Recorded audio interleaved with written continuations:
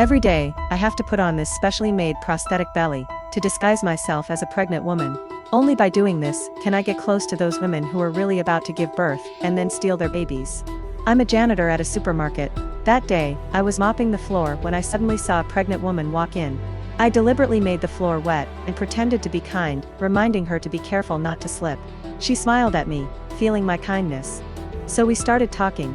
I asked her when her due date was. She told me without any hesitation. I pretended to be surprised and said my due date was just one day earlier than hers. From that moment on, we became friends. She had no idea I was getting close to her just for the baby in her belly. Because I've always dreamed of having a child of my own. But the doctor told me I could never get pregnant.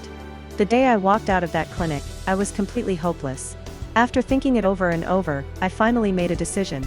If I can't give birth, then I'll steal one. While working, I set my eyes on a pregnant woman named Anna. She came to the supermarket almost every day. I waited for her every day, looking for chances to talk to her, and slowly closing the distance between us. One day, she came again with her little boy.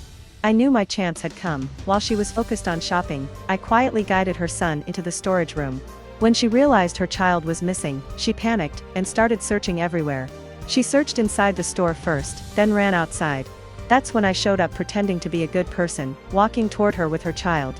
When she saw her boy, she was so emotional that tears filled her eyes. She kept thanking me non-stop. The next day, to thank me, she signed me up for a prenatal yoga class. That brought us even closer. On the way home, she told me the exact date and hospital where she'd be giving birth. I smiled casually and said my due date was around the same time, so I might not be able to visit her then. But inside, I was already planning my move. It was almost time. Before going home, I stopped by my sister's place. She had just given birth and was sleeping from exhaustion.